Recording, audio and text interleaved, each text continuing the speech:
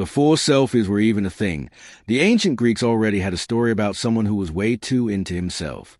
Meet Narcissus, a guy so handsome he made everyone swoon. One day, a nymph named Echo confessed her love for him. He basically said, nah.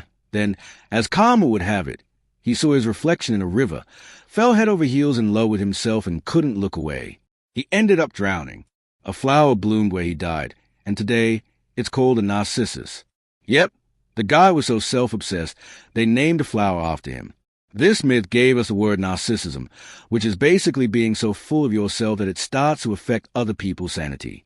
But narcissism isn't just a fun insult or a TikTok trend. It's actually a set of traits that psychologists study seriously. In psychology, narcissism means having a big, inflated ego. Narcissists believe they are smarter, hotter, and more important than everyone else, and they expect to be treated like royalty because of it. There are two main types of narcissism. 1. Grandiose narcissism. This is a loud, flashy kind. These folks are extroverted, love attention, and think they should be famous even if they've done, well, nothing. You often find them chasing power, politicians, influencers, maybe even your boss. Not everyone in the spotlight is a narcissist, of course, but narcissists love the spotlight. 2. Vulnerable narcissism. These are the quieter ones. They still think they are special, but they are more sensitive. They can be shy, insecure, and take offense very easily. Imagine a person who thinks they deserve the best, but cries if you disagree with them. Now, here's the kicker. Narcissism gets worse over time. Narcissists might lie, cheat, make terrible leaders, and throw tantrums when criticized.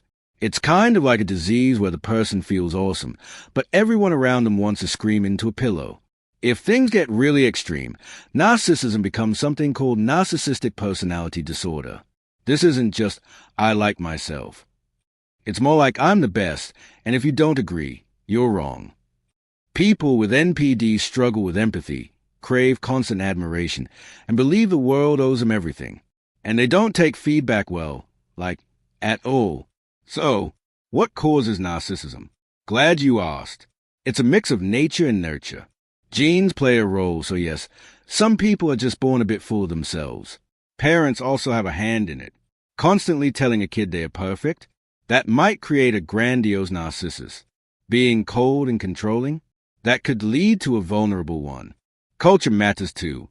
In places where individualism and self-promotion are prized, narcissism tends to be more common.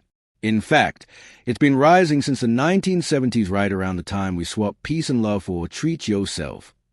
And now, of course, we have social media, where anyone can become a star in their own personal reality show. Narcissists love.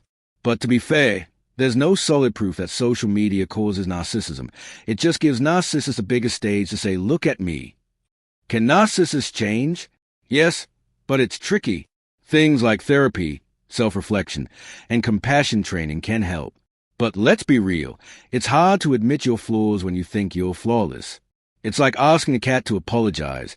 It might happen, but don't hold your breath. Still, with effort, narcissists can improve. It just takes a mirror, not the kind you fall in love with, but the kind that shows you the truth, even if it's a little unflattering.